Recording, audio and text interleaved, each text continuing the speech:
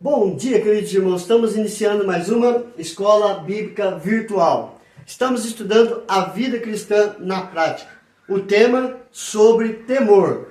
Hoje nós vamos ver o que temer, baseado em Provérbios capítulo 23, verso 17.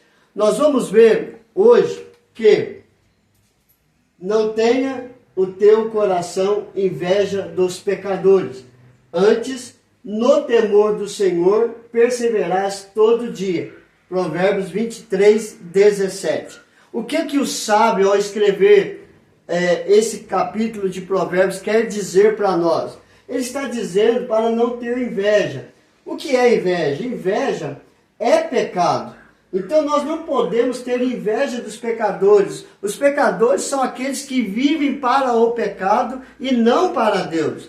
Então ele diz: não tenhas inveja dos pecadores.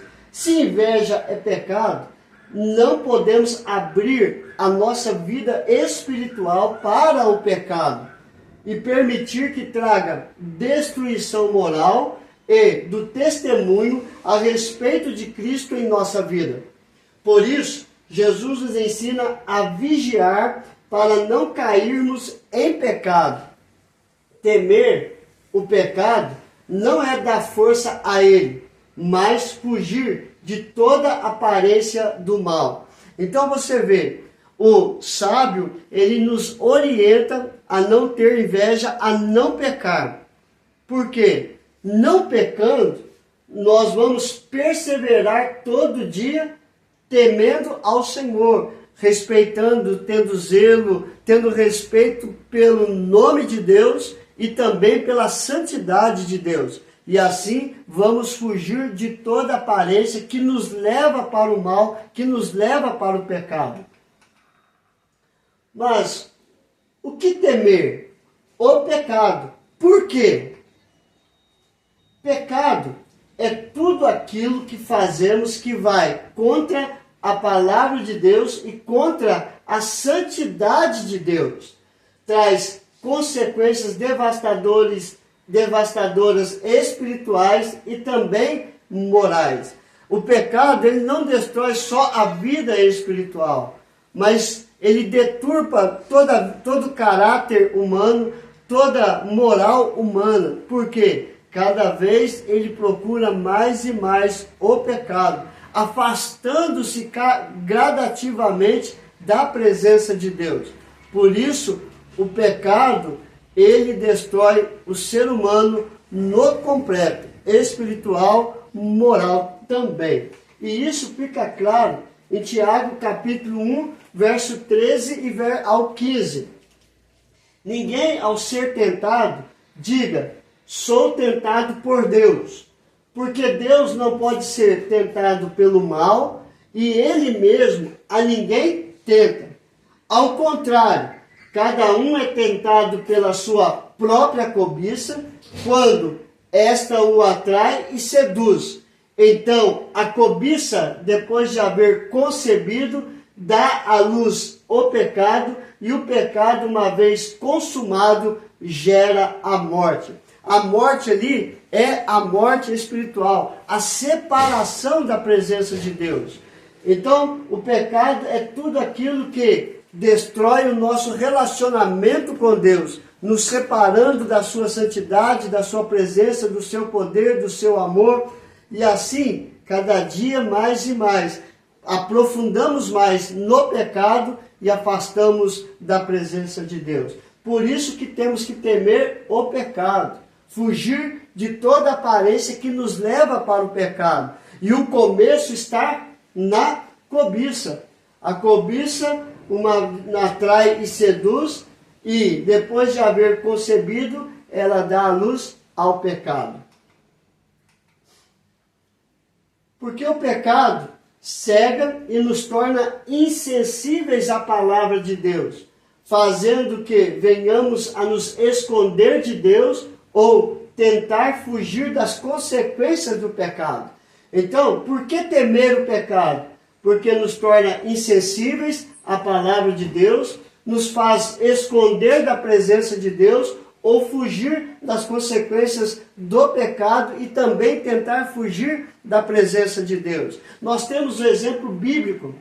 Adão tentou esconder de Deus depois de ter desobedecido a palavra de Deus e pecado contra Deus. Então ele se esconde.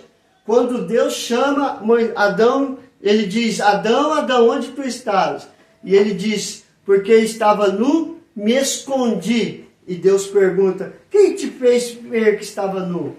Comeste da árvore que eu ordenei para não comer? Então ele tenta esconder de Deus. E mais tarde, Caim, filho de Adão, mata Abel. E depois de matar Abel, tentou fugir das consequências do seu pecado e tentou fugir da presença de Deus. Então, nós temos que temer ao pecado, fugir de tudo aquilo que nos leva a nos afastar da presença do Senhor. O que temer? A falta de arrependimento. Falta de arrependimento? Sim. Por quê?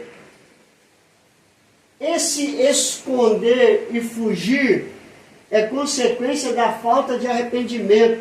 Ou seja, assumir a culpa pelo pecado, assumir que errou, falar com Deus: Senhor, eu errei, eu pequei contra ti. Então o pecado, ele nos faz esconder ou fugir, porque nós não queremos nos arrepender do pecado. Mas o arrependimento é necessário para reativar a nossa vida com Deus, reativar o nosso relacionamento com Deus. Então nós temos que fugir da falta de arrependimento, ou seja, assumir a nossa responsabilidade e dizer: Pai, realmente eu pequei. No Salmo 19, verso 12 a 14 diz: quem há que possa discernir as próprias faltas? Absolve-me das que me são ocultas. Também da soberba guarda o teu servo, que ela não me domine. Então serei irrepreensível e ficarei livre de grande transgressão. As palavras dos meus lábios e o meditar do meu coração sejam agradáveis na tua presença, Senhor, rocha minha e redentor meu. Então você vê, o autor do Salmo 19, ele diz: quem pode discernir as próprias faltas? Ou seja, quem pode apagar as suas próprias faltas? Nós temos que nos arrepender e pedir perdão, buscando que o Senhor venha nos absolver até dos pecados que são ocultos. Pedir para que Deus guarde da soberba, que ela não venha nos dominar, e assim nos tornaremos irrepreensíveis e ficaremos livres da grande transgressão. O arrependimento é o passo que nós damos ao perdão, a busca pelo perdão. E só Deus pode nos perdoar e, através do sangue de Cristo Jesus, nos lavar e nos purificar de todo pecado. Assim, é necessário o arrependimento para a remissão dos nossos pecados. O que temer? Também temos que temer a morte. Por quê? O pecado gera a morte. Porque a falta de arrependimento gera a morte. Se eu não confesso os meus pecados e busco perdão, o caminho é a morte espiritual, ou seja, a separação da presença de Deus. Tiago, capítulo 1, verso 15 diz: então, a cobiça, depois de haver concebido, dá à luz o pecado, e o pecado não confessado, arrependido, uma vez consumado, gera a morte. É por isso que nós temos que nos arrepender de todo pecado e buscar o perdão de Deus para sermos lavados e redimidos pelo sangue de Cristo Jesus. Então, a falta de arrependimento gera a morte, ou seja, a separação da presença de Deus. E em Romanos capítulo 6, verso 23 diz: o salário do pecado é a morte, mas o dom gratuito de Deus é a vida eterna em Cristo Jesus, nosso Senhor. Somente pela fé em Cristo Jesus nós temos o perdão dos nossos pecados e temos a vida eterna. Porque a desobediência traz o pecado gera a morte, mas a obediência à palavra de Deus, confessando os nossos pecados por meio de Cristo Jesus, nós temos a vida eterna. Qual é a consequência do temor ao pecado? Nós temos uma oração de um pastor chamado John Wesley, um grande avivalista. Ele nos ensina em sua oração: dai-me 100 homens que nada queiram senão a Deus e nada temam senão o pecado, e abalarei esta nação. Então você vê que na oração dele ele pede 100 homens que tenham temor a Deus, que tenham temor ao pecado, e ele vai abalar a estrutura da nação. Qual foi a consequência desta oração? Com o fruto de sua oração aconteceu um grande avivamento na época de John Wesley. O que isso ensina para nós, irmãos? O que ensina para nós é o seguinte: o temor ao pecado e o temor a Deus vai levar o cristão a ter uma vida espiritual focada no temor a Deus e em obedecer a palavra de Deus. E viver a palavra de Deus nos traz a santificação, o fortalecimento para que possamos fugir de toda aparência do mal e de toda aparência do pecado.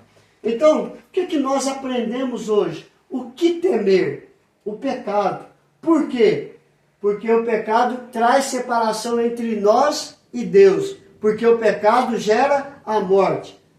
A morte é questão da falta de arrependimento. Nós temos que arrepender para termos o perdão.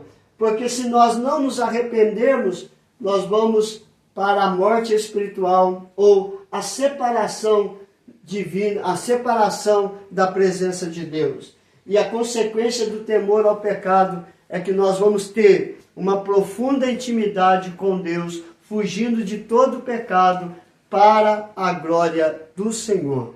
Que Deus nos abençoe, queridos. Nós vamos orar neste momento. Senhor, em nome do teu Filho amado Jesus, pedimos, afasta-nos de todo pecado, de todo mal, que possamos vigiar e orar para não cair nas tentações e não cairmos no pecado. E assim morrermos ou separarmos ou estarmos distantes da tua presença. Perdoa as nossas falhas, os nossos erros, os nossos pecados e aumenta a nossa fé dia após dia no Senhor. Apresenta o Senhor Deus a nossa vida para que o Senhor venha entrar por meio do Espírito Santo, nos convencendo do pecado, da justiça e do juízo, para vivermos uma vida santa, reta e piedosa diante do Senhor. Abençoe cada família, sustenta-os debaixo da tua graça, porque a tua graça é melhor do que a vida. Abençoe aqueles que não têm um emprego, abrindo uma porta para que possam levar o sustento para o seu lar. Abençoe o trabalho dos teus servos, ó Pai, que possam ser restaurados, fortalecidos em todos os momentos. Restaura os casamentos, restaura a vida dos nossos filhos. Consagramos e dedicamos a família no teu altar. Em tudo nós te louvamos e te adoramos, porque o Senhor é maravilhoso, o Senhor é o Deus forte, é o Deus presente, é o Deus que cuida, é o Deus que nos ama de uma tal maneira. A ti seja dado toda a honra, toda a glória e todo o louvor. Em nome do teu Filho amado Jesus, nós oramos hoje e sempre. Amém e amém. Queridos, que Deus te abençoe e até amanhã, se Deus quiser.